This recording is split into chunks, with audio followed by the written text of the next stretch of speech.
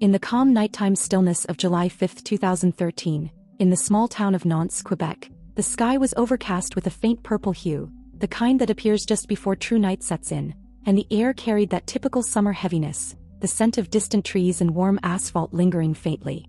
A 74-car freight train belonging to the Montreal, Maine and Atlantic Railway (MMA) was slowly making its way through the region. It was long, heavy and quiet, holding within its black tankers nearly 7.7 million liters of highly volatile Bakken shale oil known by industry insiders to be far more explosive than standard crude, almost behaving more like gasoline in its flashpoint characteristics. The train engine roared occasionally as it climbed the slight incline toward Nantes, where it was intended to be parked for the night before continuing eastward. The lead locomotive, a weathered G model known as MMA 5017, was old, stained with oil streaks, and had visible patches from previous repairs. Despite this, it was still considered serviceable under the company's minimal standards. The engineer in charge, Tom Harding, a man with years of hands-on experience but working under increasing pressure due to company cuts, followed the single-person crew protocol, a controversial policy that meant this multi-ton hazardous convoy was under the responsibility of just one man. He brought the train to a stop on the descending grade above Lac-Mégantic and began applying hand brakes manually, a physically demanding process requiring precise turns of heavy steel brake wheels on multiple cars. Normally, air brakes and hand brakes together provide redundancy, but Harding, following company practice, relied heavily on the train's air braking system after applying a small number of hand brakes. He was supposed to calculate and record exactly how many hand brakes would secure the load on that incline, but the procedure became more of a habitual assumption than a calculated safety step, a consequence of the company's fast-paced scheduling demands. As he completed the brake application, the locomotive emitted unusual puffs of black diesel smoke, something that had become common but should have been a red flag. The engine had mechanical issues that had been previously reported, including oil leaks and unstable idling RPM, but the company had deferred repairs. Tom Harding performed what checks he could, aware that cost-cutting and limited maintenance crews had become daily obstacles for workers. The town of Nantes laid quiet as Harding finished his shift, stepped off the train and drove away to rest, completely unaware that a chain reaction had already begun. Minutes later, residents in Nantes began noticing a stronger than usual chemical and fuel smell drifting through town. It wasn't alarming at first. Trains often left behind traces of diesel fumes, but this scent carried a sharpness, an almost metallic tang, hinting that something was burning slowly inside the locomotive's components. At around 11:50 p.m., a small fire ignited in the lead locomotive, caused by a leaking oil line spraying onto a hot engine surface. The locomotive began spitting sparks, the kind that are barely noticeable against the dark. But for anyone close enough, they carried that faint crackling sound like wood popping in a fire. Local firefighters were called and arrived quickly. They found only light smoke, nothing that suggested catastrophic potential. They shut down the locomotive to cut power and extinguish the minor fire. That decision, made with good intentions, unknowingly crippled the air brake system, because air brakes require the engine to keep pressure active. Without it, the air pressure began to bleed off silently, brake cylinders slowly releasing their hold on the heavy train. For a while, absolutely nothing appeared to happen. The freight cars stood motionless, massive and silent like a line of dark steel shadows against the dim nightscape. People down in Lac-Mégantic, about 7 miles away, were enjoying a normal summer evening. Bars near the Musée Café, a popular spot, were lively, the streets lit by warm yellow streetlights glowing against the reflective windows. Music, laughter and weekend chatter filled the air. No one could see, in the distant direction of Nantes, that a giant metal serpent was slowly losing restraint.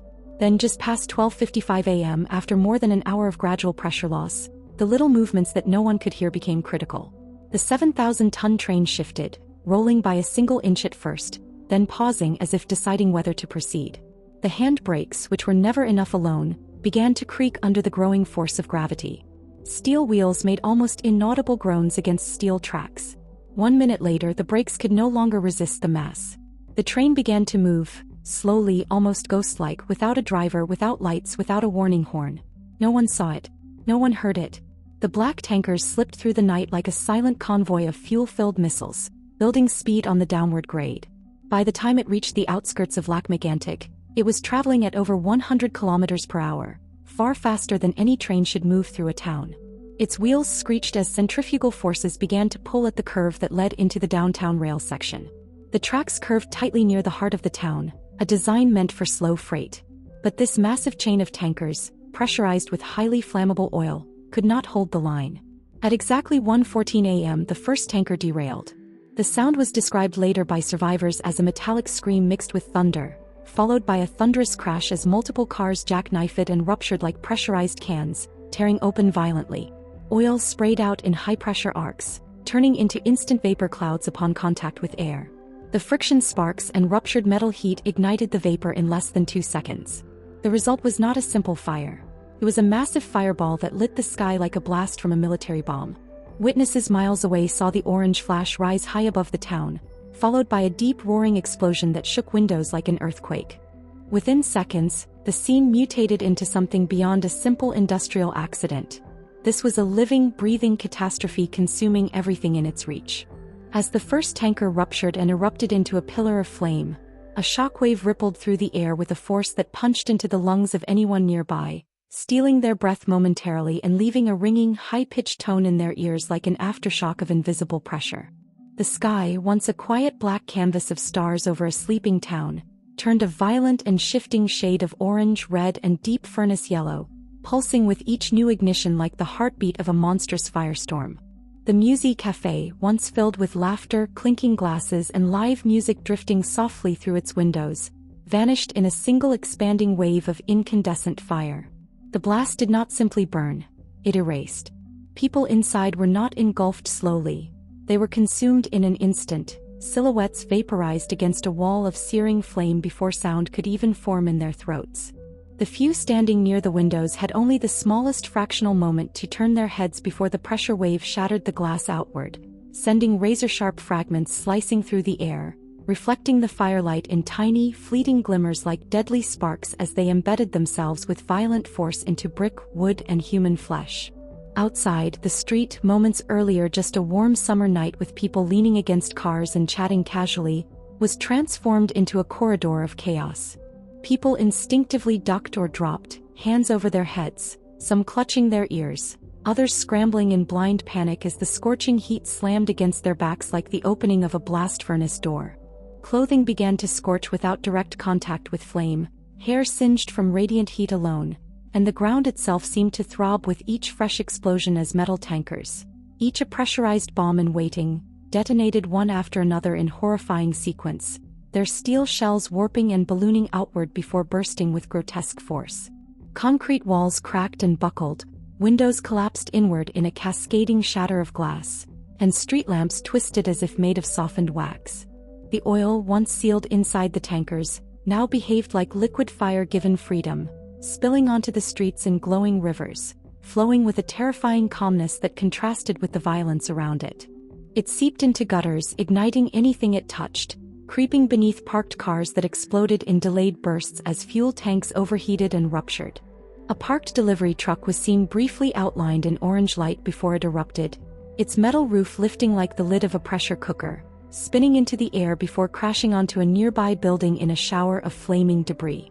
Storefront awnings ignited before the flames even touched them, the sheer heat radiation causing materials to burst into flames spontaneously, wood popping and curling, paint blistering and peeling in sheets that drifted upward like burning leaves. Firefighters, racing toward the disaster, were struck not by a fightable blaze but by a roaring inferno so intense that their protective gear began to heat dangerously just from proximity. They attempted to deploy hoses, but the water turned instantly to steam before reaching the source, rising back in ghostly white plumes as if the ground itself rejected the attempt to cool it. Some hoses sagged and melted near the nozzles when exposed too close to the glowing pavement.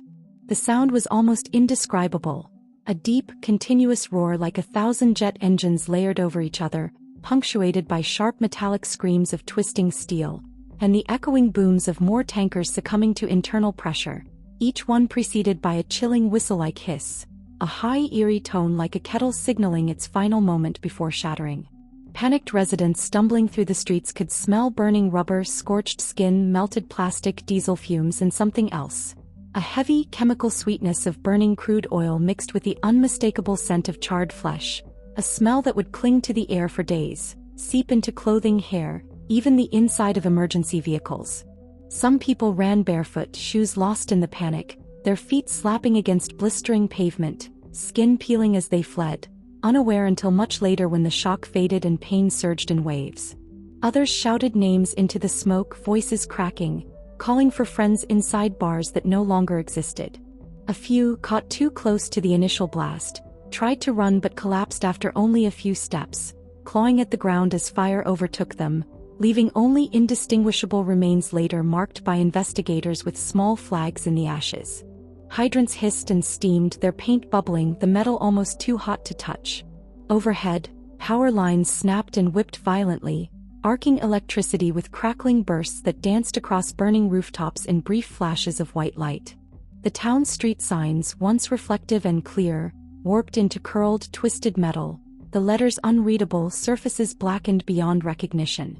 Even the earth seemed scorched beyond what typical fire could produce, with certain patches glowing faintly from retained heat, as if the soil itself had been cooked from the inside. By the time dawn crept over the horizon, the sky above Lac-Mégantic remained thick and bruised with heavy black smoke columns that climbed upward and mushroomed into the quiet morning air, hanging like a funeral shroud over what used to be the town's heart. Where buildings once stood, there were now only blackened skeletal frames, twisted metal beams jutting upward like broken ribs from a body ravaged by fire. Fire trucks remained parked at the perimeter, engines rumbling but crews simply standing, staring at the unapproachable burning crater, faces lit by the reflection of still burning fuel, sweat and ash collecting on their skin. Silence settled between the explosions now, a heavy, suffocating silence broken only by the occasional collapse of a weakened structure, sending up brief flares of embers that drifted upward like dying fireflies. The true horror was not immediately visible. Bodies were not found in recognizable form. Many victims were reduced to fragments, traces of bone fused into asphalt, others completely vaporized by the intense thermal energy. Investigators would later comb through the rubble with extreme precision, collecting soil samples that contained microscopic remains, placing them tenderly into evidence containers, treating burned earth itself as human remains because nothing else was left to recover. The town, once alive with weekend nightlife, now looked like the aftermath of a bombing. An obliterated center, silence, ash floating lightly in the warming morning air, and the distant sound of people crying not loudly, but in quiet, broken sobs that carried a grief too deep for words.